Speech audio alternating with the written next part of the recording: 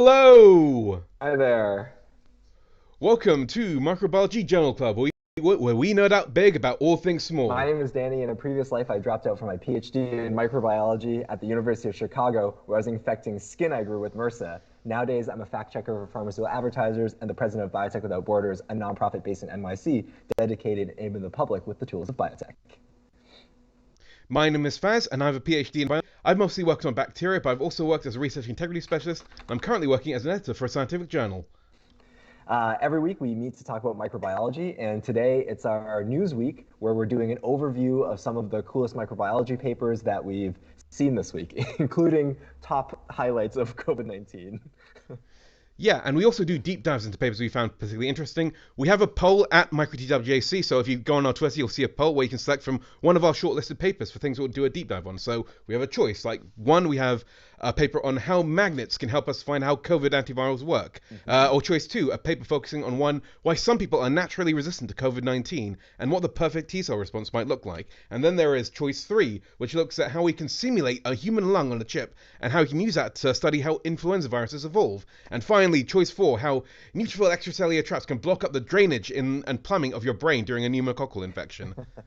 Yeah. So we really want people to vote because that will just help us narrow down like what you guys want to hear. And I mean, we're interested in all of it, right? There's just so much in the world to be interested in. But yeah, taking the time to go figure by figure in something is also something that we value in terms of reading the scientific literature. You Yeah. can Uh, you can follow no, no. along with any of those papers that we discuss in our news sections or our deep dives in our shared Zotero library, linked in the doobly-doo below. And we want to hear from you, so please use comments or tweet us at MicroGWJC. And we have a lot to talk about on our show. We'll mainly be talking about the new Omicron COVID variant, also known as B.1.1.529, which is now emerging. So we'll be talking about what we know so far about it, what the fuss is all about, and why people are reacting the same way we're doing. And not only that, we have other SARS-CoV-2 stories, such as a new strategy of vaccinating against it, what it's doing, what SARS-CoV-2 is doing in the brain, and what really happened with those mink outbreaks last year. But there's more. We've also got the secret to the bubonic plague spread, and a brand new antibiotic that's been discovered. So stay tuned if you're all interested in all things great that are small. Excellent. Yeah, and you have the first slide up already. Uh, Yeah. So let's bring that up. So yeah, a lot of this like discourse about this new strain, which was just announced, Omicron, has like come out on Twitter. So for the first part, we'll be looking at some of the scientists who have been studying this and looking at this, and they've been releasing data or explanations on Twitter. And so I've picked up some of my like favorite tweets from this. yes. Uh, Yeah, I feel like I actually we sort of briefly spoke with this, but like I think in grad school we used Twitter a lot to communicate with other scientists, and consequently, like our follower lists are just full of these different scientists, right? And sometimes it is like a bit faster. You get to see like what people are working on, but again, they're not like super. It's not necessarily published and not always copy edited as well. So like there could be always little things in tweets that aren't 100% correct. Yeah. So it's come from the people who are working on the lab. Some of these are coming from people who have just like in the same position we are, but they've explained it in a certain way that is very useful for Yes. us to explain as well. Yes. And obviously, this is very early on. So I mean, I heard about this I think on Wednesday, but I think it was first discovered on Tuesday. Yeah. So it Just started off earlier with this week. Yeah. I mean, the yeah, report that we pulled to represent these tweets as well, like it's just from the 24th, right? Like 4 days ago. yeah, completely. Like the report about it, like released on GitHub.io Mm. by this guy called Tom Peacock. It's like based on work being done in South Africa, where they've got like a really good like uh, epidemiology service to try and keep track of COVID. So we're not going to refer it to the South African strain because otherwise we'd get confused with the other South African Right. strain that was causing a lot of kerfuffle last year, and also because it's kind of a dick move Associated with the to do place. Yeah. that. So we'll go Yeah. with Omicron, the next line of Greek letters Yeah. from the long litany of different variants of concern that have been identified. Yep, I'm very relieved they didn't call it the new variant because that would have been too much fun to call it the new variant. Um, So this first tweet is, but I saw this tweet as well. It's like a list of the mutations that are going in to characterize this particular variant strain. Yeah. Yeah, that's the thing. When this strain was discovered, like people were it was very different from what had been seen before. I think that's what really stuck out to Yeah. people. It had a combination of genes that we've seen before in variants that we don't want things to happen in. Right.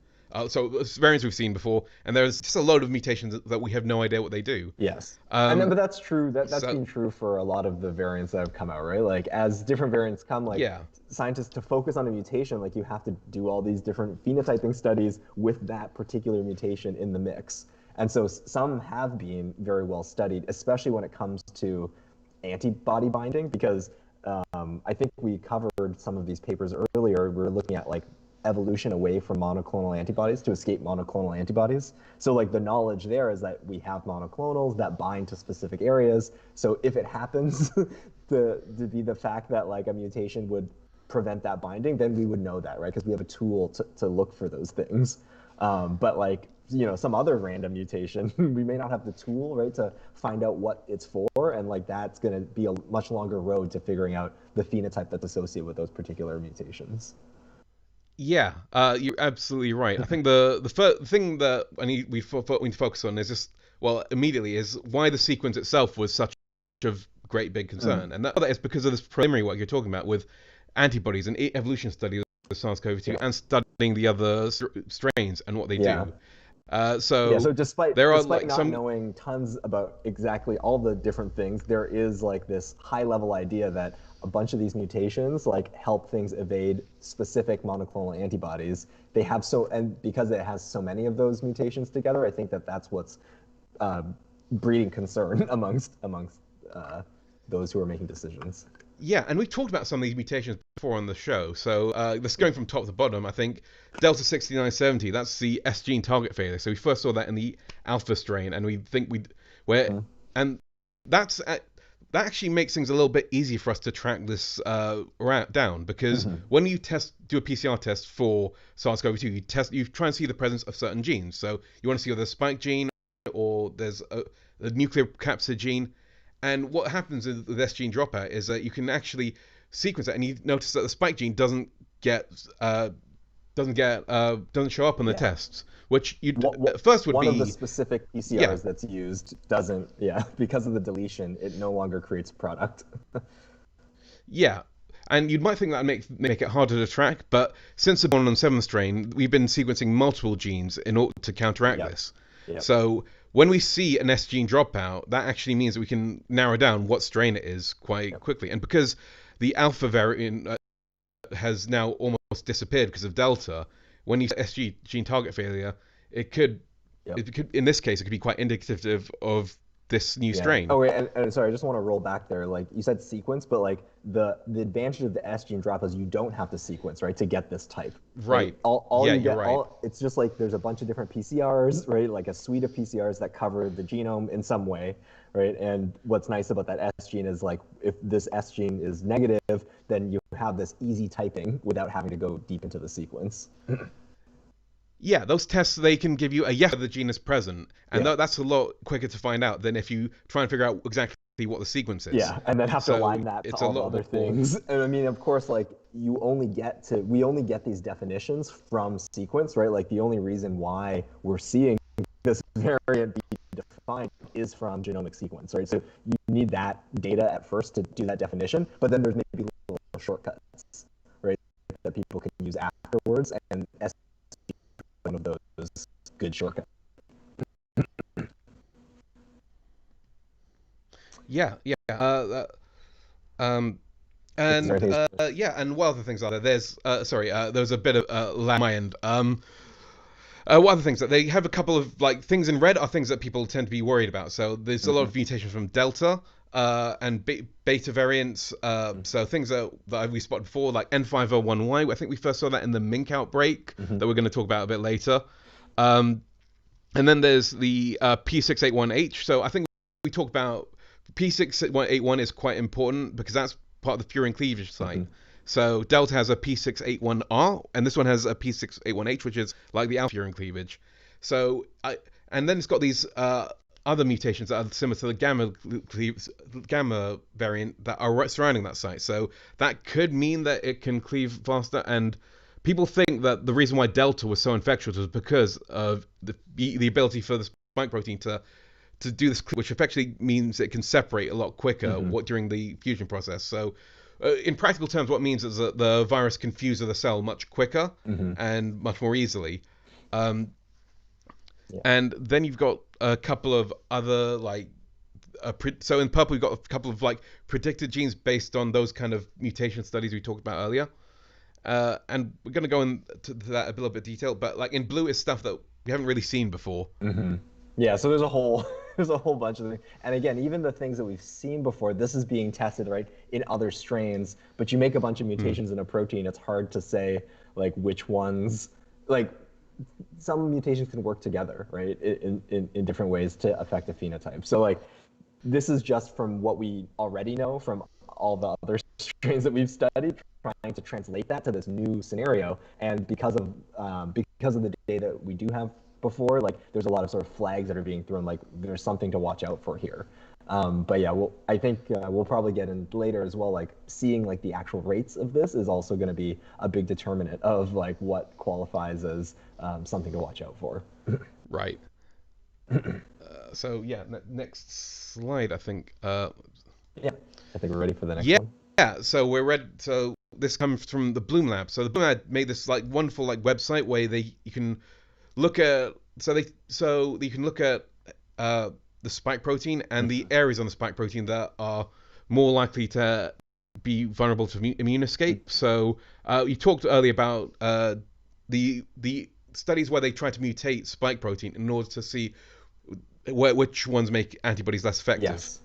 Yeah, and the Bloom Lab is one of the labs that did this work. I think they use yeast to do it. So they have yeast cells that make the spike, and then they just go systematically. They go and they make mutations, right, all along that spike protein, and then they do some phenotype studies. So they have a bunch of antibodies and they test, right, and from that they have this huge data set. It's not anything to do with mutations found out there in the real world, right? It's just this this binding data. But of course, when mutations do emerge in the real world, you can go back to this data set. You could say, okay, well, given this abstract idea of relating the phenotype to the mutation, what might the actual real life spike, how would it behave in real life, right? Because they have this large data set already to base these sorts of pieces of information.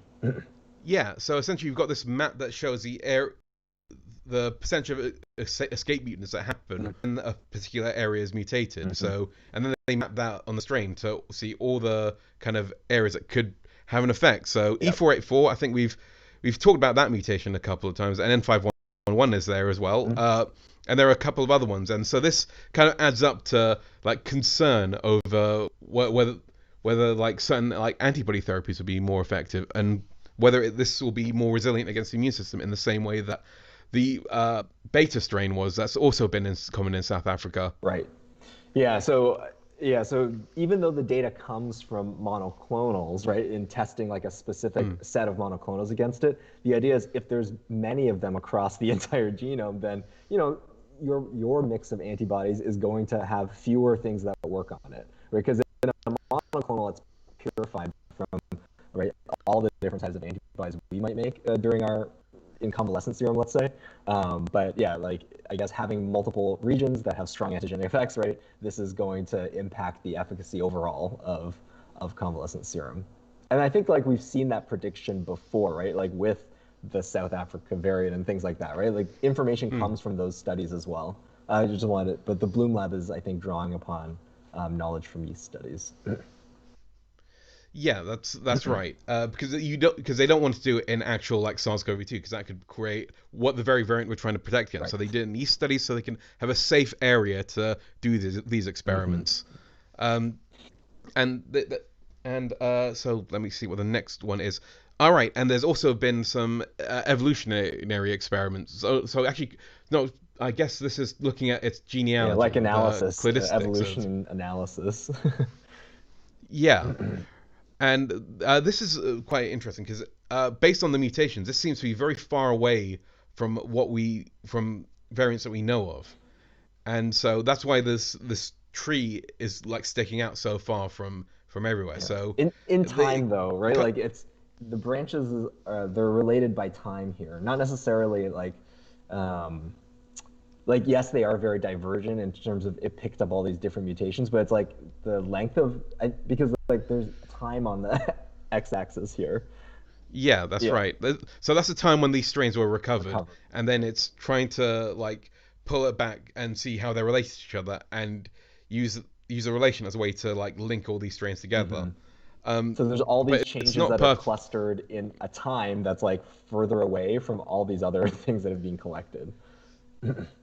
Yeah, so essentially this seems to have come out of nowhere, and we don't necessarily know whether this is rooted in the right area of the tree because it is so different. I think the at the base of that root, it's a strain that was discovered in Australia, Hmm. and so they're not entirely sure whether this is the right thing. What it basically indicates is that this has been evolving for a long time in isolation. So it could have been in a chronically infected individual before spilling over the population. It could have been in an area that's isolated, that doesn't have very much testing going on as well. Hmm. Um, so there, so that's why there is this thought that maybe this didn't evolve in South Africa. They were just discovered in South Africa and it was circulating somewhere else, unknown, Right. um, before being discovered. I mean, this only highlights, and COVID has, right, through the whole course of the pandemic, has only highlighted like the disparities in infrastructure and health infrastructure in different places. So yeah, seeing that it's potentially it's like clustering with only itself, right, and there's some long time gap between its samples and any other closely related samples, sort of gives that sense that this is why like we're all in it together in this global pandemic, and failure to distribute resources properly and address concerns in places that maybe aren't as wealthy or don't have that good infrastructure can result in things that spill into the global world, right, and cause problems for everybody. Yeah, and I think there's also a thing that we should be saying about like HIV and how the role that that might have in allowing chronic infections SARS-CoV proliferate, and the fact that we haven't really been investing enough resources into combating that disease in sub-Saharan Africa, and Mhm. we really should be putting a lot more effort. And then because something that like we've kind of been afraid of since like we discovered the original like beta strain. The theory why that strain was quite resilient to the immune system was that it was developed in a locally infected individual, Mhm. and since because of the HIV crisis, there are a lot of individuals who to that sort of chronic infection. Mhm. That at the point there was a worry that you get a strain that combines the worst parts of Delta and the worst of the Beta variant. Um, and I'm pretty sure we covered a paper a while back that was almost allayed my fears at, where they tried to do an evolutionary branching between like the Delta variant and the Beta variant, and they found that they're very different in terms of the antibody responses and the kind of the niche they find forming an infection. Mhm. So if you wanted to vaccinate against both, the idea was the thing to do would be to go with the origin strain because that's more likely to get you coverage of both. Whereas Mhm. if you vaccinated one, you might not get the right vaccination of the other. Yeah, yeah, Um, I remember that paper. I don't think I pulled it to read before this, but yeah, it was saying that there are specific niches in the evolutionary path, right, that a virus will find itself in. And it's not that like one will necessarily switch over, right, to grab the the attributes of another because they're sort of already going down their particular niche. But yeah, but events like this happen, right, where you get an entirely new lineage that does combine those things. yeah, and there is like a thing about like because South Africa it does have a vaccination. There isn't much, so not people are vaccinated in South Africa. So I think the rates are about like 30%, but they actually got lots of vaccines. They're just trying to get the infrastructure to get out to people and get that vaccines, Hmm. and that's a problem of its own because just going into community and doing vaccines and running away isn't necessarily going to do what we hope it would do. Yeah, But I'm not an expert on that, so I'm not going to. So yeah, I shouldn't talk about that too much. yeah. All right, let's see what else we found on Twitter, I guess. Yeah, so yeah, this comes from Tuli Oliveira. So he works for the Center for Epidemic Response. He's gave this really good talk about a good briefing about the current situation in South Africa and what's happening with this new strain. Uh, and some of these slides come from this talk, some of them come from his Twitter account. And this basically describes a basic epidemic curve of South Africa. And you see, like, top graph is like 3 big epidemics, and then it dies down. And then, like, if you zoom in very, very, very far into that last little time spot, there is a slight dip upwards. But the more indicative thing is, like, below that, they've got the calculated R value that's graphed on there. And essentially what they find is, like, it goes up just before a big outbreak's happening, or while a big outbreak's happening. Gotcha. And based on the calculations, the R value has gone up quite a lot. Even though the virus is currently in very few people, the relative rate it seems to be spreading seems to be a lot higher in recent weeks. We don't know whether this is due to the strain itself. Yeah, but it could be behavior as well, but the idea is that the correlation exists between this calculated R value and what people see in the actual case rates. Yeah, that's right. So would almost predict that we're about to see an outbreak. And to be fair, lots of other countries in Europe are also seeing this increase in R rate as well. There is an increase in transmission because we're going into the winter months. Yeah, people are doing indoor activities. Everyone's pretty happy with vaccines and, like, maybe aren't wearing masks in crowded places and so. Yeah. Yeah. But, like, so there is one perspective where you can minimize this and say, okay, it could just be normal, or you could take my perspective, which is, well, you can there's a lot of things you can pull from this, but then we're going to move on to the next graph, which will clarify things a bit more. So this is the test positive rate in the Gauteng province. I probably mispronounced that completely.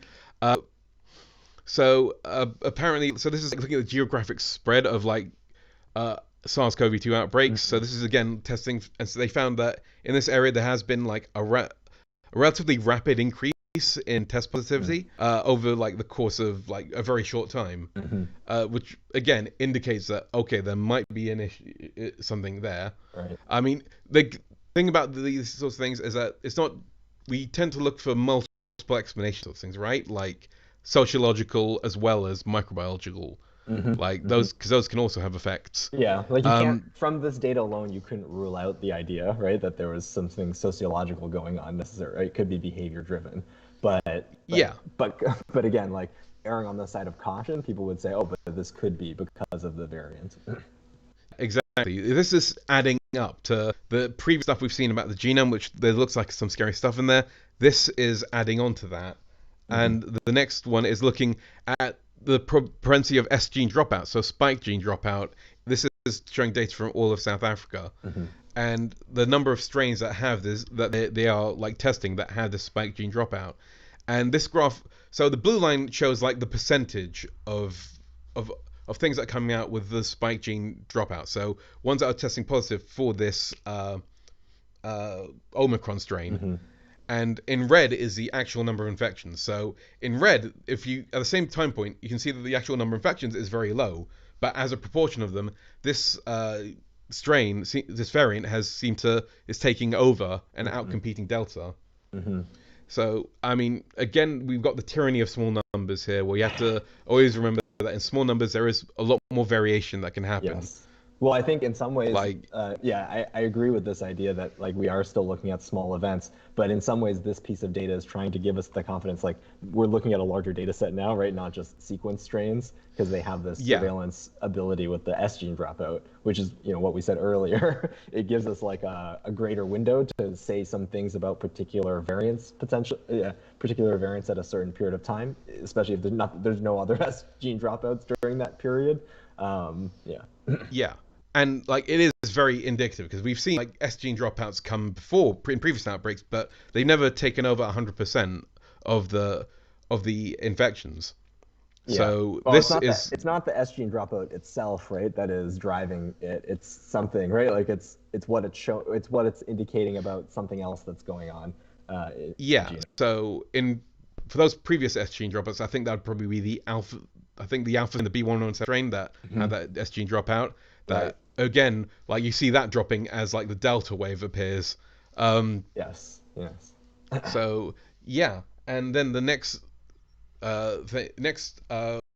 slide shows these different. So it shows, like, across different areas of South Africa. So you've got the Horten province, where it's like the most prominent, and then you see in other places where there hasn't been that much of an increase in SARS-CoV-2, but you can see that it's still dominating in all those regions. And I mean, this is well, when they discovered the strain, there was a lot more testing going out. So that means that you're going to get. So I think there's some data I deliberately didn't show because I felt that it might be biasing things. Because if you just go by like the number of genomes people have recovered with this strain, that doesn't necessarily indicate that there's more of this strain around. It just indicates that lots of people are doing lots of testing. Yep. Yeah. Seeing the percentage against all the cases is really a better way of seeing it. Seeing that long litany of genomes is just Yeah, this shows that it's outcompeting Delta in multiple areas in South Africa. Let's see. And this is a tweet that kind of shows like the various lineages have come to dominate in South Africa. So first, when you got the beta strain, the alpha strain never really got a foothold in South Africa, and then you got the Delta strain, and then you got this other strain called C12, which we haven't really talked about in this show, so I'm not going to talk too much about. And then in blue, you got this big, like very small, thin, but very steep line of B.1.1.529, which is now called Omicron. So yeah, that's and now we're testing the world. We're going to see that travelers from South Africa and kind of sub-Saharan Africa generally are going to start getting tested for this, and and so the question is like, will this take over? What can we expect from? Yeah, I guess I mean the potential of it spreading into a place that has this is it sounds like what we're saying is potentially what's happened here is a variant had developed somewhere, and it's come into a region of South Africa that has good genomic surveillance, and so it has been put on everyone's radar to now look for. And upon looking for it, we may find in different places, and thus be able to revise our story of what is exactly going on with seeing this particular strain. Yeah, and I think it's talk about what we don't know, because there's a lot because it's only been a week, so there's not been any time to test whether it's actually effective. Well, whether it affects vaccines, I don't think that. I mean, there isn't when I talk about about immune resilience, so I don't think they found a strain that's actually been completely resistant to to the vaccines yet. So it would be a bit too early to say whether this would be similar. Also, like, we don't know about any changes to mortality rate because again, this is so early. We don't know whether it's more or even less infectious, so that's very hard to tell. Also, we can't predict exactly its transmissibility because we've got small numbers. So because of small numbers, it means like say if I would right now, Danny, if I were to convince you that there is a mythical creature called the Boston Baked Bean Boy, that'd be a 50% like increase. That'd be an R rate of 2, and if that continued for then we could extrapolate and say, okay, the world will believe in this in maybe a year, but in reality, that's not going to be the case. And with small numbers, things can swing up and down very quickly. So right now, we can't really extrapolate from the numbers we have now. It's more. I feel like this is something that has been with us during this whole pandemic, right? Is there's like tons of information that you can find on the internet, and then like things get picked up and everyone wants to talk about it and know, but like the science does take some time to pan out what's happening. So it's good, I think, that people are very aware of this, because like that's what policymakers and scientists right now are trying to parse apart. Like, what do we need to know in order to like make effective decisions? And I think it's from the surveillance point. To me, I see it as like someone threw up the red flag of like, is anyone looking for this right now? Because we should be looking for this in the places that can, and then that will help predict what will happen, what could happen, right, and what responses need to be in place if it does turn out that this is something that is going to spread in a whole bunch of places. Okay. All right. Hold on a second. Danny, we've lost your video Oh, for really? a It second. still looks like it's transmitting on my side. Uh, Okay. should I can toggle my camera. Oh no, it's Oh, okay. back. Don't worry, it's back. Yeah, no. Sometimes my internet connection is not doing very well under the pressure at some point. Um, but yeah. So this GitHub page, this is where the actual identification of it happened. No, this is where it's first shared, I think. For sure. So, and this like has a link to like the basic things we've been talking about. So the spike Hmm. mutations. There's and also where people can download and deal with the data themselves. Right. I also linked in the SARS-CoV-2 variants of concern. So technical briefing. So this was released 2 days ago on Friday, and it's got a pretty it's got like a one-page summary of like some of the Hmm. main like concerns about it from PCR. But again, like a lot of it, a lot of the main data will probably come out in the next few weeks. There's all this preliminary data shared on Twitter, which is not my favorite platform to read scientific stuff from, but it's Yeah. no, actually no. But still subscribe to our Twitter. So still, we're on Twitter, and it's a great platform though where we're on. Yeah, well, I um, mean, I guess everything on Twitter take with a grain of salt, right? And it's also like there's a lot to sift through. This is a nice like summary, I guess, of some of those things. But you want to be able to like read methods and like see different people's interpretations in a long form, and that stuff just takes time to come out. yeah, yeah, and what other things would I So want to? like so like so like decision makers, we too will be following the news on this, right? To try to see,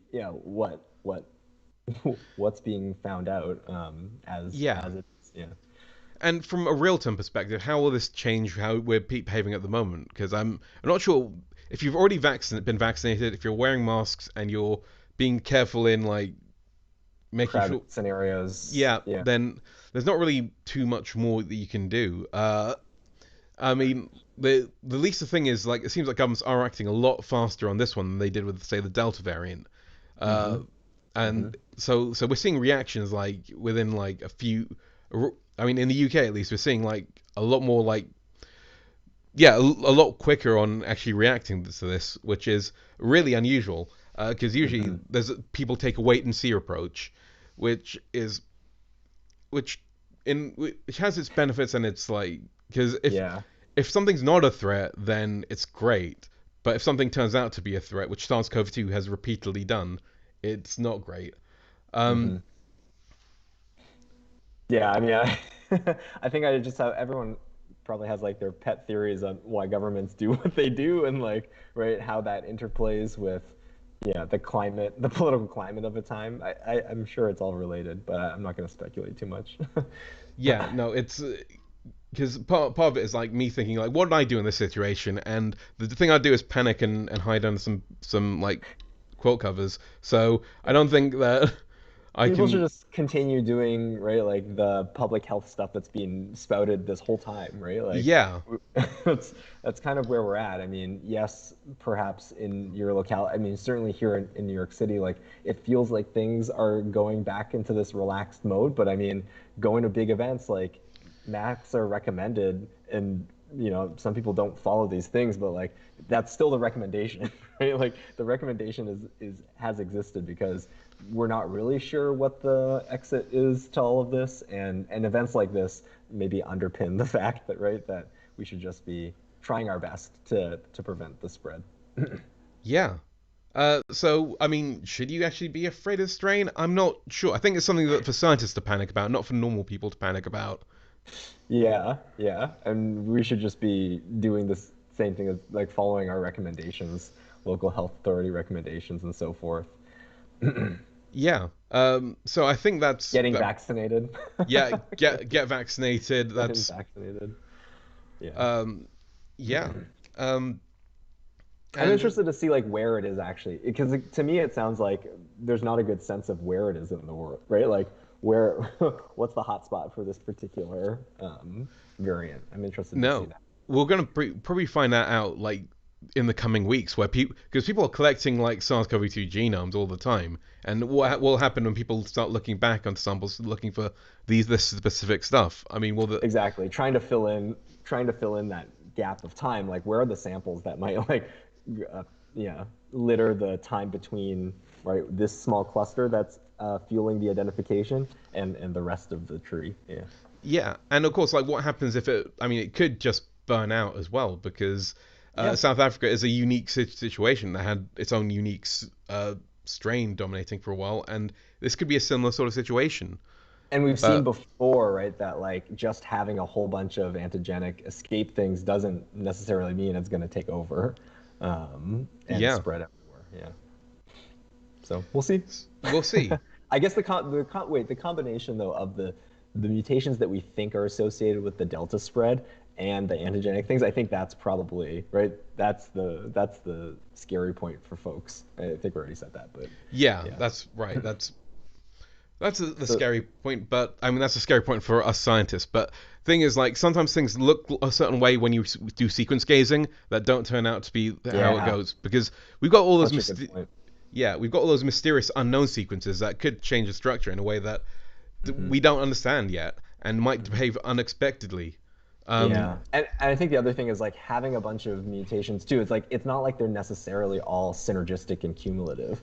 Right, like making changes in one place may also make other parts of that protein less able to do things that it needs to do for infection, and I think that's also important to think about. Yeah, that's what the niche thing that we were talking about before, right? Like you felt like, oh, a breath of fresh air to see that like Delta's not just going to become a strain that can then have all this immune evasion, at least like from what we can see. But yeah, we don't. The thing is, we don't know. It could swing either way, but I don't think we can't make a good guess on how far or what. All we can say is that it might be more transmissible than Delta, and or at least it outcompetes Delta. We don't even know its transmissibility. Sorry, we know it beats Delta in this situation, and it's just appearing more. Yeah, and it has a lot of scary mutations, but those mutations mean that have allowed us to spot it very early on. And because of our current knowledge of how the SARS-CoV-2 works, means that we're aware of what this can potentially do, and that means that we can take action against it much quicker. Yes, which we are seeing. Well, at least, we're seeing in the US. Okay. Now, moving on to another SARS-CoV-2 story. This is flashing back. we have a lot of SARS-CoV-2. Oh yeah, this is going to be a whole thing apparently. It's been a thing for a while, but it's going to be a thing now. So one papers I looked at, we're going to look at is adaptation, spread, and transmission of SARS-CoV-2 in farmed minks and associated humans in the Netherlands. So this is flashing back to a paper we covered, like I think back in 2020, where was following on from a news story about minks like emerging from the ground because there are these massive mink outbreaks and they're trying to bury them, but then all these bloated mink corpses came out of the ground, and I was like, that's a story I need to hear more about, and it's still a story I need to hear more about. So that's why you've got this paper that looks back on this outbreak. So mink can catch SARS-CoV-2.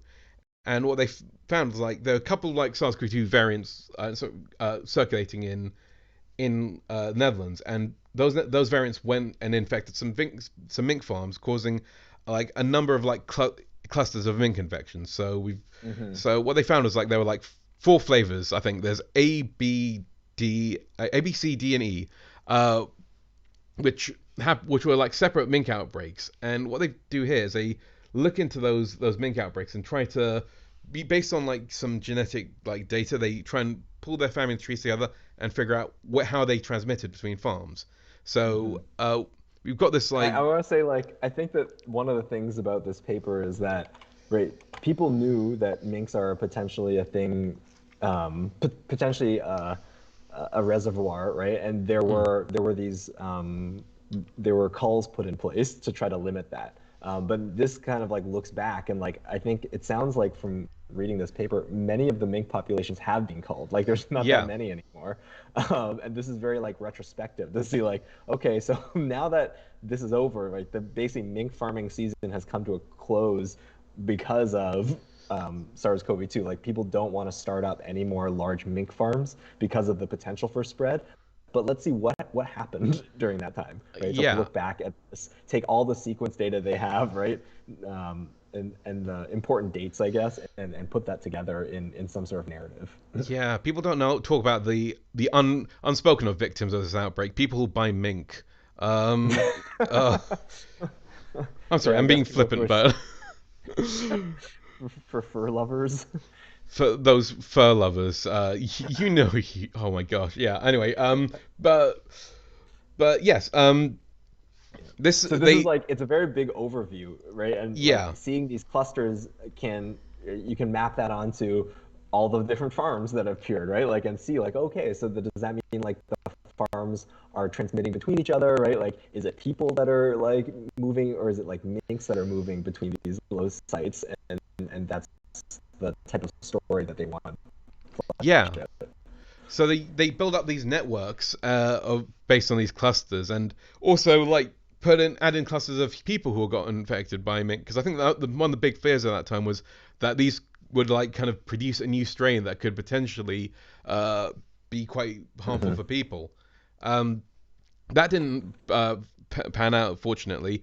But this is an interesting like kind of look into how people study transmission networks and inferring like what's been going on. So I thought there was I mean, I quite like these graphs of maps that really like kind of paint a picture of the connections between these different outbreaks. Right. Yeah, they did see some though that are similar, right? That have mutations from the mink and human. Yeah, they did. They did. So there was some spillover in the local community. So on three separate occasions, a mink-related strain related to either clusters A or cluster C was detected, and they generally, and actually like 2 out of 3 of those patients actually lived in a province where there are no infected minks. But what they did also mention in this paper that some of the minks escaped the cull and they had to chase them down afterwards.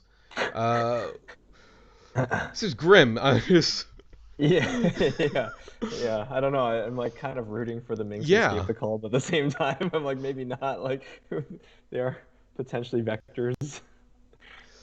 Yeah. Oh gosh. Yeah. Just never watched But the. no, but I think that Yeah. but I think that in some ways also this provides evidence sort of post the fact, like, this is why, right, we don't want any more mink farming until there's a greater understanding of like, or maybe greater control over SARS-CoV-2 in the human population, because it does produce, right, this other variable that needs to be watched out for. Yeah. Or even like trying to rethink how you do mink farming so that you don't get suddenly these kind of outbreaks happening. So yeah, that's that paper. Next paper. Post-vaccination SARS-CoV-2 among healthcare workers in New Jersey, a genomic epidemiological study. Yeah. So once again, another thing where we're just looking back on large data, and now we're saying like healthcare workers first to get vaccinated, also being exposed to SARS-CoV-2 a lot. So you can build up that data set where we're seeing the breakthrough infections and trying to look for patterns in that, right? That might be worrying. I think this is all in some ways surveillance, but like on the people side. And so when they look into this data set, I think what is supposed to be calming to see is that the strains that infect vaccinated people and versus those that infect unvaccinated people, there don't seem to really be any there's no like obvious pattern that's coming out from this. So it's in figure 3. They have this. So let's see figure 3. Yeah, okay. Yeah, in figure 3, like they have this tree, right, of all the different breakthrough infection strains that they saw. In some cases, not breakthrough infection, right? There's unvaccinated people in this tree as well. And they color the nodes on that tree at the end based on that vaccine status. So purple is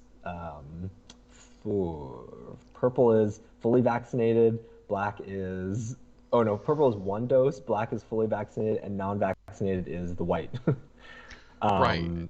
And really, like, there's no pattern, there's no clustering of any of those colors through all the different variations, right, of SARS-CoV-2. So what is supposed to be comforting here is that doesn't seem like there's like one specific strain that's really good at breaking through vaccine infection. It's just sometimes it happens, right? Yeah. It might be within it might be within the variation of our own human variation that these breakthrough infections happen. There's nothing like saying that like a strain is like good at getting through vaccines. Yeah, I mean, most of those dots on that graph are white, and there isn't anything that indicates, because what if there was a strain that was very much better at infecting vaccinated people? You'd expect to see just one like small tight cluster that Yes, the has. purples and the black should be in a similar area, right? But they're evenly distributed amongst all the lineages. So the stuff that infects people who are unvaccinated are the things that infect people who are vaccinated, but again, like at a much lower rate. And it's that pattern, I think, that is that's the optimistic piece of news here, is that like I mean, again, new patterns can come out when more data is collected, right? So that's always the thing to remember. But in this particular data set, they're not seeing any association. So yeah, that's pretty. Sorry. Oh. Yeah, that's pretty cool. So that again, that kind of speaks to the fact that vaccines do work, but like sometimes through various other factors. There's some other covariate maybe, right, that's driving breakthrough infections. I think they do try to.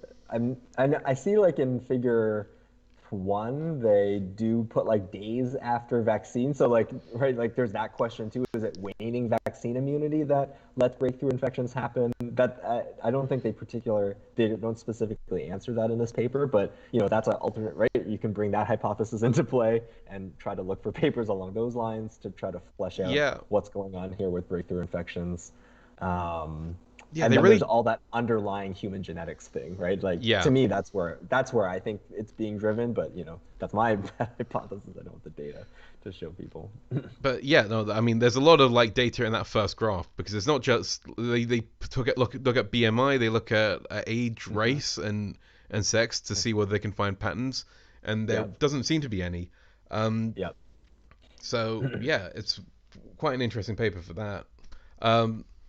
So I guess a good example of like the types of things that we would want to like are interesting to see, but you kind of have to wait for a lot of data points to appear, right?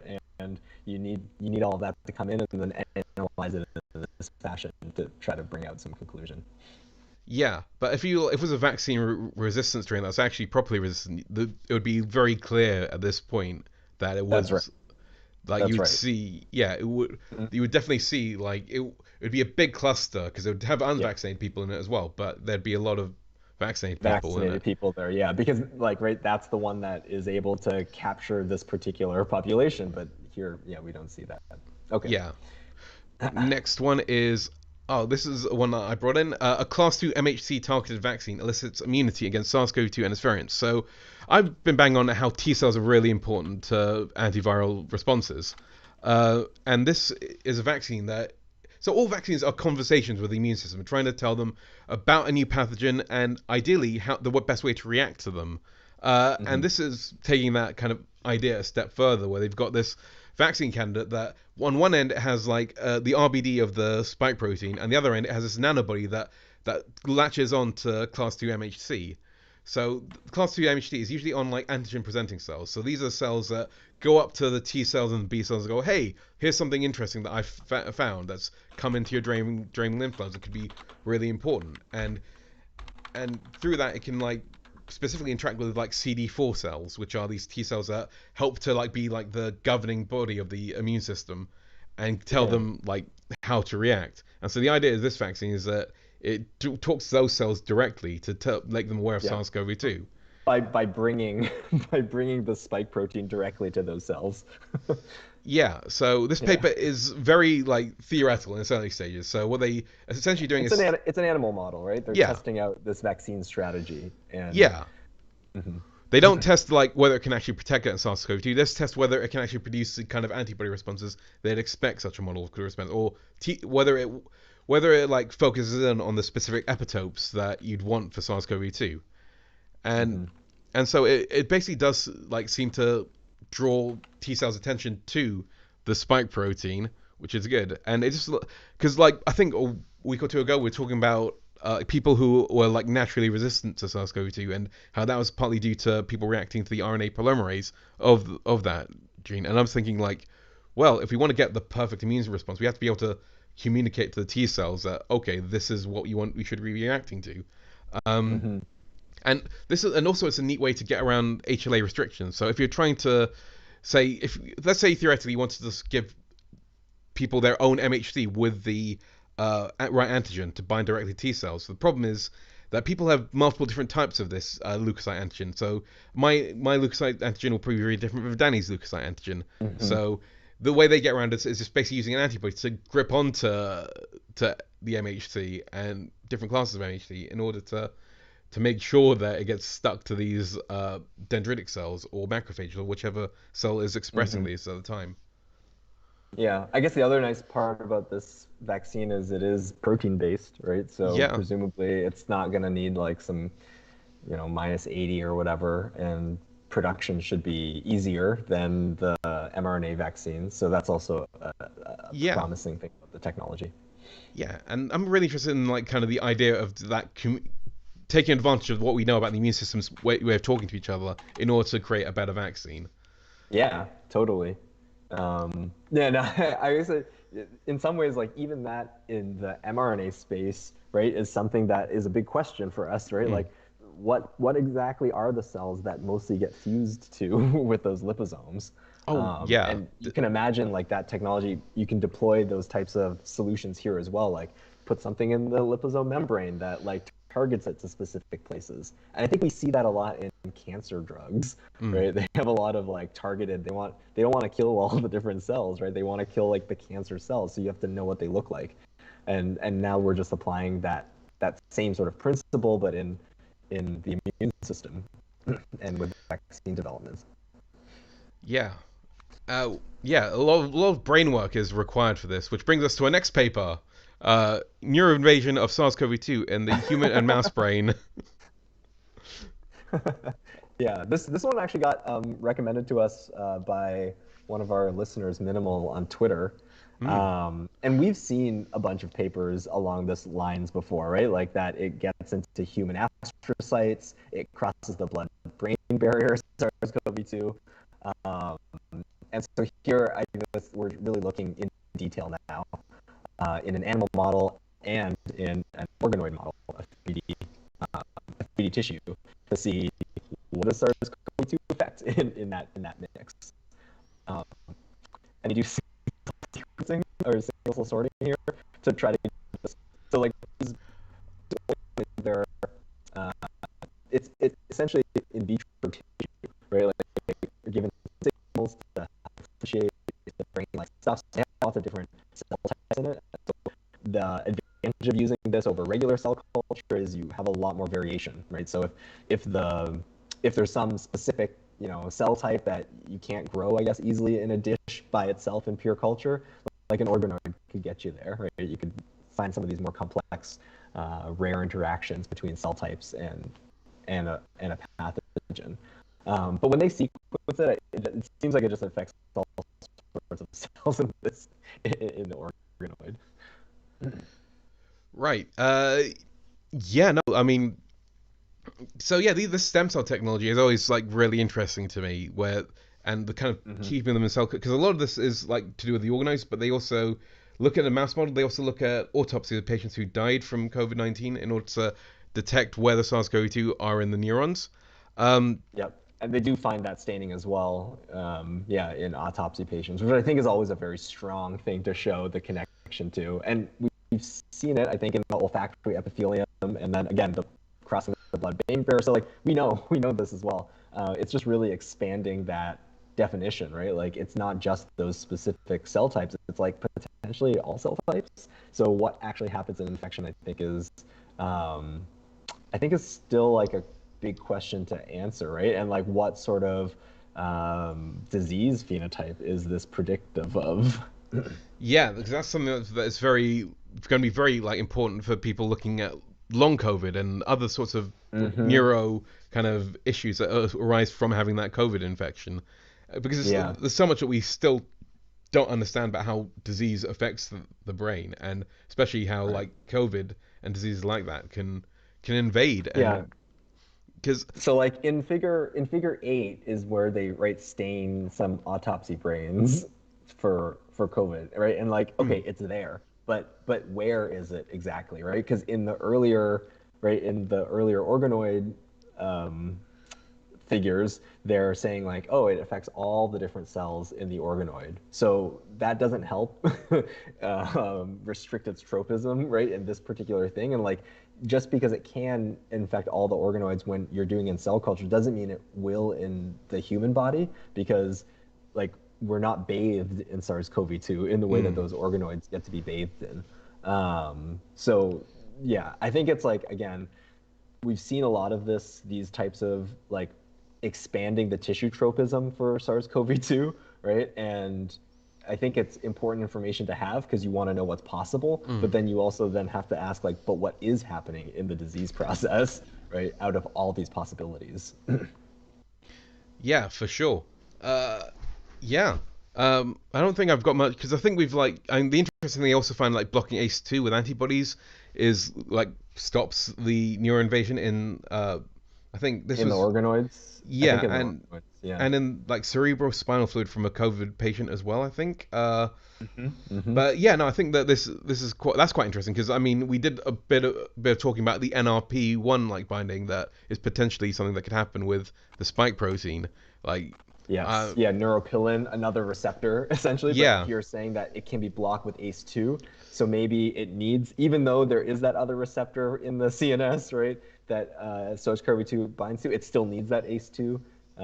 Yeah. yeah.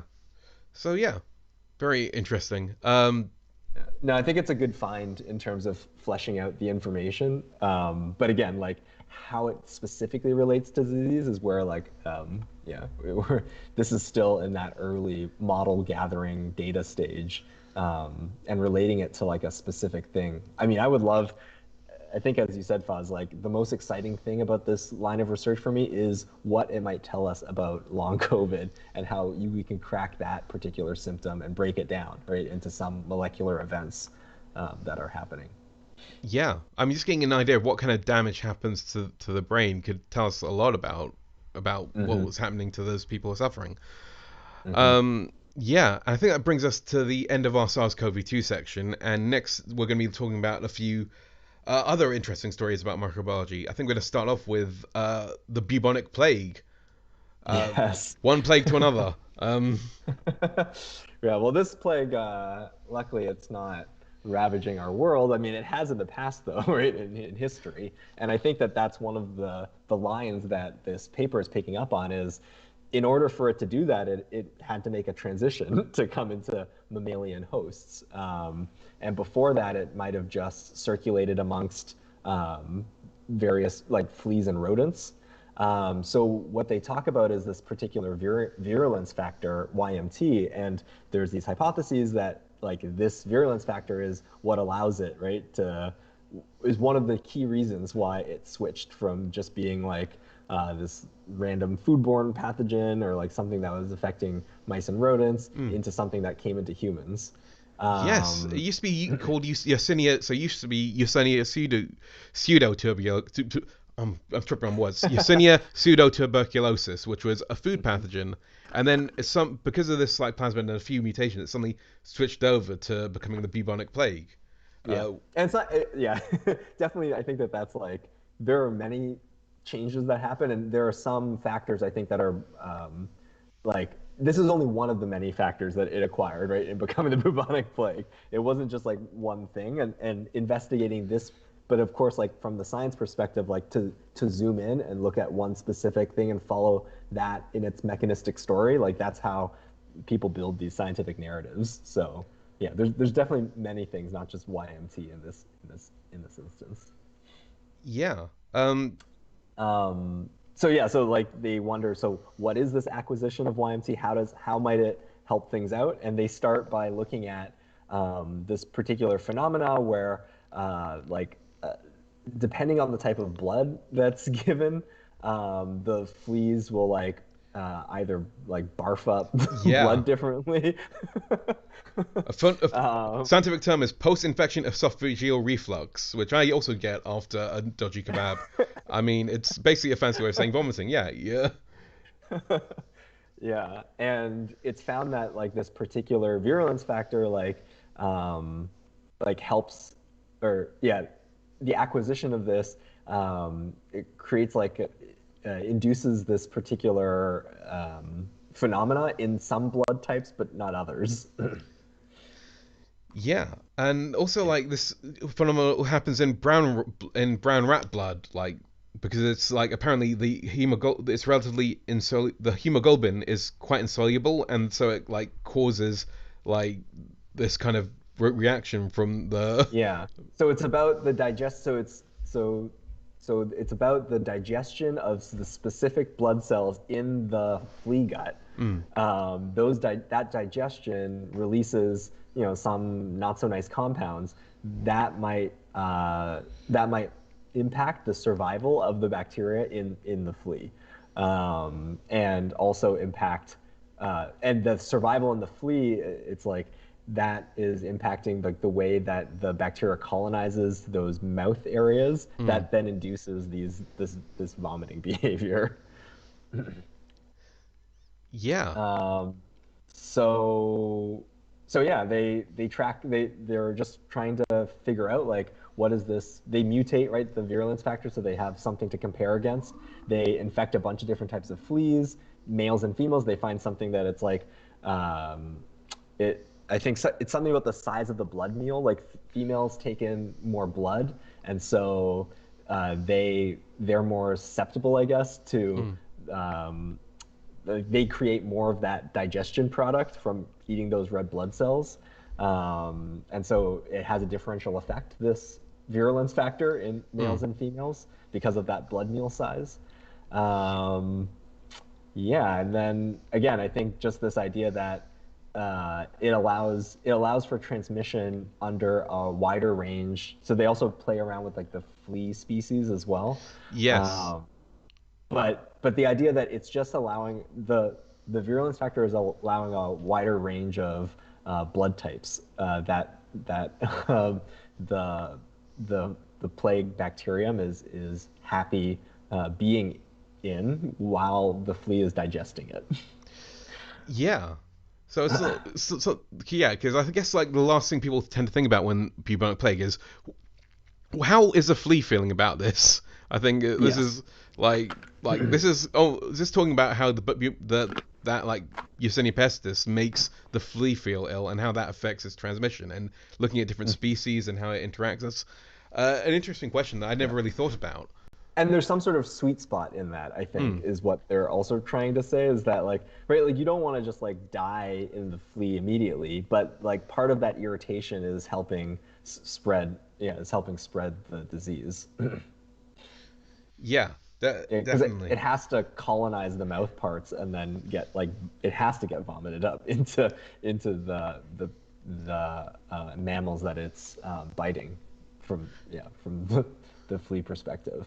And so the idea of acquiring this YMT, this virulence factor is letting it survive in this like wider range of blood types, and transmit in like amongst other mammals. And so that's part of that. They've tried to fold that into the hypothesis of this is what allows it to be a successful pathogen because it has all these reservoirs. Right. Yeah, I mean, I don't think I've got much more to say about this paper. Hmm. Okay, So, then yeah, let's move on. to And THCZ, small molecules with antimicrobial activity that block cell wall lipid intermediates. So this is like a brand new antibiotic like candidate mhm. that's been discovered. Um, so yeah, it's interesting because like what they did was they essentially what so there have been a couple of like antibiotics that have been found recently. So tixobactin was one of the most recently Mhm. found antibiotics, and that targets this area of the cell wall like kind of creation process that involves this product called Lipid 2 that's involved in creating peptidoglycan and other sorts of products. And I know that's also been targeted by vancomycin. And the idea here was, let's try and find let's do a screen to find whether we can find other small molecules that can target this specific kind of process. And we've talked about antibiotic discovery before, where we talked about like machine learning for antibiotic discovery. And there is this idea that to find antibiotics, you want to find things that target specific pathways in the bacteria that's essential for its survival. So here, like, they've narrowed it down based on, I guess, some of the other the mechanism of action of other recent antibiotics, and then just try to look through more compounds to find something that fits the bill. So they did a bacteria whole cell screen, which is the equivalent of basically throwing everything at a wall and see what sticks. In this case, taking a collection of, I think it's quite a lot of different compounds. I don't have the exact numbers in front of me, but 17,500. 17,500, and then seeing which one of these actually kill off bacteria by looking at the optical density. So that's where you put bacteria in a culture, and it's looking at how cloudy it is. And based on how cloudy it is, you know how much bacteria there are. And if it goes clear, it means all the bacteria are dead and your antibiotic works. And they found, based on that, they found like three candidates that were killing off these bacteria. So they used Streptococcus pneumoniae as their target organism. And once they found these antibiotics, they said, okay, does it work with other strains? So they tested it out on vancomycin-resistant enterococci. They did it on some other like MRSA, and also very vancomycin intermediate Staph aureus, and also looked some at things that already have the evolution to evade the same mechanism, actually, right, of bacterial cytal activity, right? Like some things that have it, so a lot of like gram positives, and also they tried to use it against gram negatives. What they found was like for some of the gram negatives, it was slightly less effective because it needed to get through the cell wall, and because of that, like, gram negatives are like 2 cell membranes that like guard against that. So like so the cell wall on the gram positives is right on the outside. There's nothing protecting them that much. So a lot of things can go in, and you can mess with the cell wall being created. And they looked around, and they did a couple of like cool little studies to try and figure out what is it doing. So it's targeting like an early part of the assembly process of this lipid 2, and it's bringing that to a halt. So interacts with, I'm gonna mash this pronunciation, undecaprenyl pyrophosphate. Oh, that's a lot easier than I thought it would. And C55PP containing cell wall precursors. So this is quite a promising candidate by the looks of it. And like they found that resistance didn't readily develop in vitro, but there were some things but when they did find is that some things were less susceptible. But in those cases, they became less susceptible by down-regulating some of this pathway. And this pathway is also involved in creating capsule, which is another virulence factor that's quite like important to infection. So it looks quite interesting, and I'm quite optimistic about this one. It's actually kind of cool that it sounds like a very straightforward screen that they did. Like, it's just they had a really good library, a chemical library that happened to contain this molecule in it. There is an element of luck to these kind of screening things, and I do feel like they had some inkling before that these might work, but it's not very clear because they don't really describe how they select their library in detail. Because with other studies, we've looked at like how AI selects chemicals that are most likely to act on something, or using other intricate ways to try and predict which chemicals are the ones that are the best candidates to go through this. This one, they just say that they dipped into a specific chemical collection, and then they added conveniently these THC-Z1s to it as well. So it seems like so I'm not entirely clear about the process, but I mean, it does seem. But I mean, that's not necessarily that's important if we want to do something similar in the future. But in terms of actually proving whether these candidates work, that is less. That's more in the background. I think that's exactly. Yeah. They mostly that's the first step of like finding all these different compounds to test. But really, the bulk of this work in the paper that we're seeing here is finding the thing and figuring out how it works. Yeah. And the great thing, it's a lot of cell wall biochemistry, really. Yeah. And like people who study the way that cell walls like are regularly made, like those lessons are what goes into figuring out, right, when you have a weird compound, like how does it work? You have to know all the things that you're looking for, right, to see what it actually blocks. Yeah, and it's a small molecule, which means that there is a lot of opportunities to update its structure. So I think they show a bit. So even if this one isn't in its most perfect form, they can work with variations on it in order to make it more like permeable to the cell wall or make it more bioavailable in humans. So it gives a good basis for developing more antibiotics along this line. Mm-hmm. Yeah. Yeah. Yeah, I think it's kind of cool. It's nice to see that people are still trying to find antibiotics because it's such an important thing to have in the Yeah. medical toolbox. And yeah, that it happened too in this, not a very well-trodden, right, like technique for finding things still is giving us stuff. So there's still space, right, to find stuff.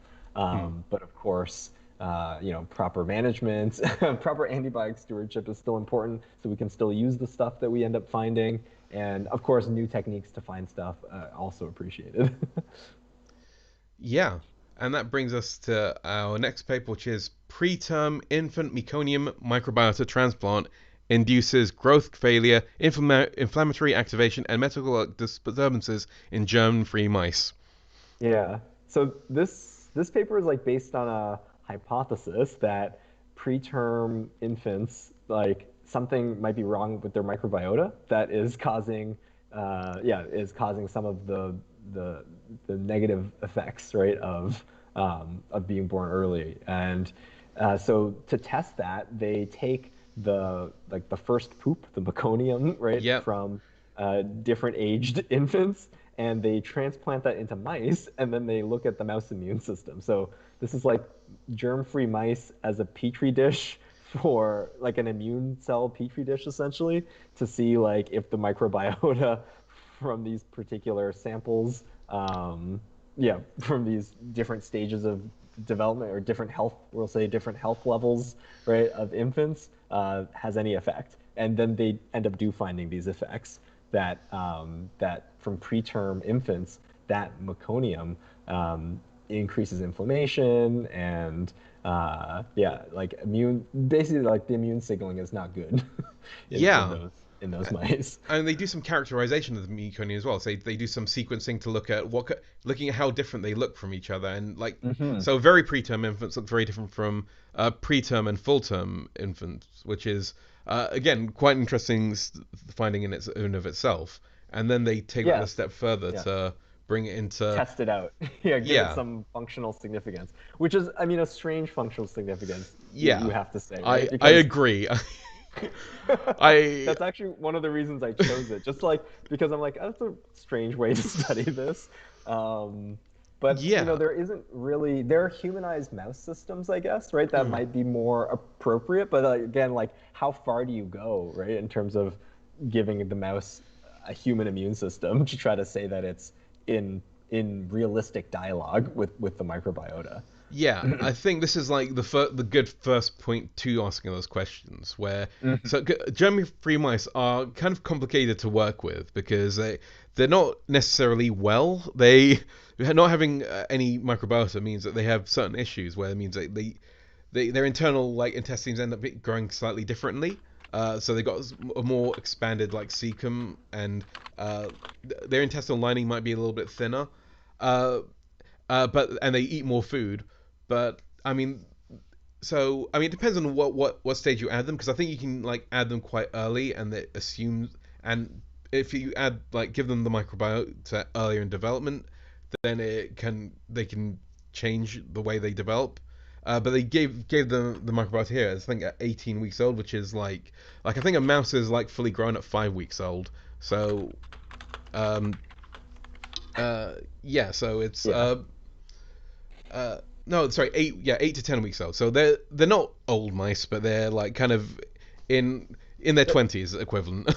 In their 20s. But that's why I like to call it like this germ-free mouse, this method of assessing some functional significance of the microbiota, like in these germ-free mice. It's very much like they're like a type of, like they're almost like a test strip of some sort, right? Like it's just like they have an immune system, they don't have any microbiota. So presumably when you put that microbiota in there, like if it does things, then yeah, that's it's manipulating it's like in conversation with that mouse immune system. And there's enough similarity between mice immune system and humans that like, okay, it's giving a signal and we know there's something to investigate there, but the specifics of how it's going to impact in the human cells, like that's going to require like probably different models to investigate. I mean, this is like a very vague, like, first look where because if you go all the way to like buying a humanized model that has all the bells and whistles, you're spending quite a lot of money on a research question you don't really have much basis for. So if it turns out there's nothing, then a lot of resources have gone into that. Whereas this is more like a quick first look, so you can see whether there's there's a reason to delve in a bit more deeply. So I think that's absolutely. Yeah, and again, like I guess maybe that's I kind of like really wanted to jump to talk about the mice, but yeah, they do spend time in the paper just saying like this is the difference between the microbiota in these 3 different samples. So yeah, so that in some ways, yeah, the mice are just tacked on the end to give us like something interesting to follow up on. There is like an interesting conversation in the comments having regarding the neuroinvasion papers. Do you want to go back and have a little chat about that? Yeah. I was trying to write like I was trying to type out an answer to it, but like I guess I can just talk about it. Yeah, I actually didn't get that when I was reading the paper, but it's just because I skimmed I skimmed the paper. I think that term kleptoparasitism seems fine, right? Like if there's a foci of infection in one area, it also just seems very normal. Like a foci infection in one area will draw nutrients, right, from other surrounding areas. And the fact that they find that but I think going back to this idea of, but what is actually happening in a SARS-CoV-2 infection is still to me like the big thing that needs to be sifted through, and why I'm looking at that Song paper as more of just like a data set to draw upon in terms of potential things that could be happening during infection. Because I guess what you could say is if that's a very convincing argument to the pathogenesis process, like this difference, the sort of like the way it affects the metabolism of specific infected cells, then you'd want to look for that, right, in some sort of infections model that does replicate what we see in humans. I guess it's really hard to see, right? Because like humans, we're not looking at actively infected humans. We're looking at autopsies. The opportunity to look at those metabolic changes, it doesn't exist. But I think for something like I guess the redirection of resources to them, that's looking at, because I understand, like, because within an actual cell, SARS-CoV-2 steals a lot of resources. I'm just thinking in terms, because the redirection of resources, I think, also speaks to like how cells are communicating with each other when they get infected and what that is meaning for them. That could be something something that I think you're able to study in organoids. So like that's why it comes out in this particular study. It's like because in cell culture, like there's not a diversity of cell types around it, right? So you can't really say that like what's happening is certain cells are getting stressed out and then other ones get stressed out around them. I mean, getting stressed out is an inflammatory marker, so it's interesting to think about. I mean, from that perspective of,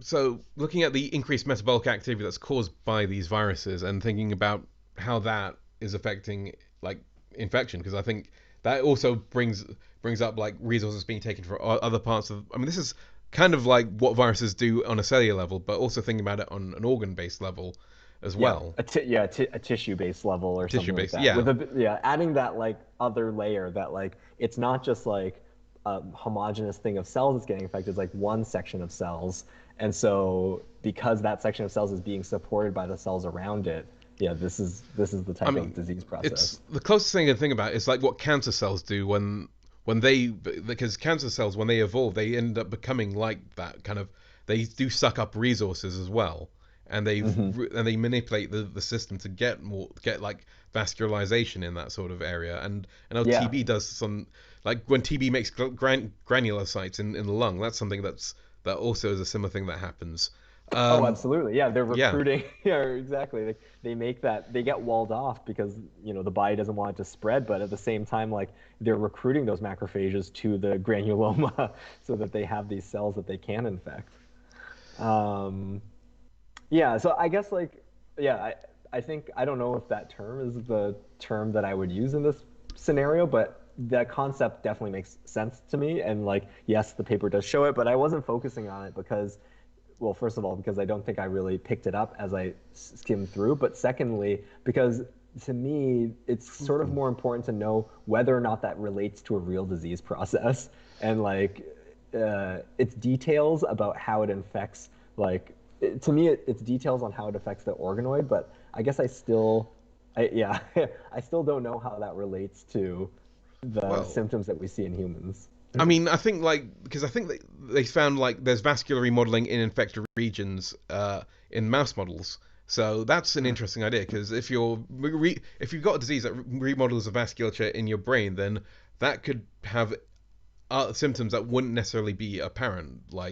Sure. So that could Yeah, be like not from the specific infected tissues necessarily, but just because, yeah, I mean, actually, that is actually a very interesting thing because that's getting at, and they use voxels in this particular one as well. But like fMRIs, when people say like they look at blood flow to particular regions of the brains to predict what's going on, because like that increased blood flow to certain regions can have sort of like correlates to behavior and stuff like that. well, yeah, that's the theory of fMRI, and doing MRI on a mouse is a real pain because MRI, suppose don't know, MRI, like the resolution, it depends on how strong the magnet is. So the smaller thing you try and look at, the stronger the magnet you have to do. So you end up with like an MRI machine that's much bigger than what you'd expect for a mouse MRI machine is about the same size as a human MRI machine, but because they just have much stronger magnets. Yeah, Yeah. but yeah, no, Yeah, it's and I think what you're saying, minimal, like Zika doesn't do it apparently. That's actually a really good point. That again, I'm glad that you're bringing some of this to light because it's nice to like have some more discussion around these points. Yeah, it's a good yeah. point. Like to compare it then to another virus that does infect the brain and say like, oh, but that one doesn't do it. So like maybe this is something that like is unique to the SARS-CoV-2 pathogenesis, right? And can tell us about, like the long COVID symptoms. I do, yeah, actually, Yeah. that is a really nice, yeah, a nice way of bringing that home. Yeah, and I think that this will, I mean, it'd be quite interesting because I feel like long COVID has a lot of similarities to other sort of like post-infection like malaise, such as like this thing. I mean, things that happen because was it chronic CFS or like kind of those sorts of Mhm. diseases. So it might be quite instructive for that. Um, so Totally. yeah, Okay, yeah, thanks. Thanks for thank you the for that. discussion, Minimal. That was, yeah, it's nice to have more eyes over these papers so we can talk about different aspects of it. Yeah. Uh, and then our last paper that we have in the queue is reprogramming microbial populations using a program lysis system to improve chemical production. Yeah. And so this is more along the synthetic biology side of things, right, where we're thinking about bacteria as like our little factories, and maybe and it's sort of known. This crosses my interest too because it's nice to think of like bacterial communities as performing like these very complex biochemical reactions, and the potential to create synthetic communities that create the things that we want is very attractive. And in this particular paper, they look at a specific concept in division of labor, where one cell in the community is doing one part of the biosynthetic pathway, and then another cell in the community is doing another part of the biosynthetic pathway, and they're producing this type of cooperation through like a timed lysis event where they can induce lysis in one set of the cells so that basically they die and they don't do their step anymore. It's on to the next community member to take over and finish that Yeah. chemical process. It's a self-destruct button that you're programming into bacteria, which is Yeah. always the there's a couple of good reasons why you'd maybe want this. So they highlight two. So like for instance, when you're creating chemical product that the bacteria can't actually export out of its cell, and it just like Hmm. builds up within it. and it can be a bit of a faff to extract it after that. What they have designed is a sensor inside that detects like when the bacteria is entering into like a stationary phase. So when it's there's bacterial growth. So when it's like, done, it's done growing and processing all it can process. It's time to just shut yourself off and let a different bacteria take over the. So when you've made all the product you can, you explode, pop, the product comes out, and then another bacteria can still take things up. So the bacteria are always producing, and when they don't, the switch gives them the self-destruct button. So that's one aspect of it. But I think the more interesting one is when you've got this division of labor that Danny was talking about, where because if you have all the metabolism done by one bacteria, it can put a lot of strain on it, and so divide. But I think we've seen one of those workflows where they tried to make this synthetic pathway in yeast to make flavonoids or whatever, right? And like in that workflow, they put all these different pathways in, but then they have to troubleshoot that whole pathway through all these different metabolic things, right? Where it's like, oh, okay, now that you made more of this, like now like you have to find a workaround and like go to a different metabolic pathway. So the idea of just making one change in many bacteria is a bit easier because then the troubleshooting is like isolated, right, to like that single cell, and you're not like troubleshooting like this sort of long pathway that's happening in one cell. And I think it's good for actually like programming your chemical reactions, so that let's say you've got a chemical reaction that say produces one product, and that from that product you got multiple options, and you can just add another bacterium that makes the thing you want. So if you want to say you have a bacterium that produces acetate, you can go, okay, do I want vinegar from that, or do I want to make a polymer, and then you just add whichever thing you want. So I think division labor is good for that. The problem is like once you have your bacteria that's created the acetate and it's run out of the original product, it's just sitting around taking resources. So what do? We cause it to self-destruct. Right. Yeah, it's definitely like treating the bacterial cells like they're like very complicated cogs in our bioreactor machine, right? And we're trying to be able to control all those different steps. So of course, like if you think of like a reactor, like there's all these valves and things, right? Where you like slow down the input of this and you shut off this particular process. And like this is almost the equivalent just in genetic control over bacteria. Yeah, and the switches themselves, so you've got like one self-destruct switch that's like activated by another protein, but you can swap that protein out to react to different things, which again means you can tailor this reaction to what you want it to do. Yeah, and then they sort of bring the paper home by giving like they show like an example, right, of a particular like two bacteria system and using the switch to have half of the pathway in one bacteria and half in the other. Yeah, and then they test those back. So they test them against like one bacteria that has the whole pathway, which which produces some, but the ones where they divide the labor, so that's the ones in the middle part of this graph, produce a lot more of the product you want, and the ones where they have the self-destruct button tend to be the ones that have the most overall. Yeah. So So I think just like a really cool concept. I mean, just like because I love this idea of like bacterial right? Like the community of bacteria that work together to do a specific task, and like figuring out how to replicate those types of relationships synthetically is to me like a very interesting, an interesting field.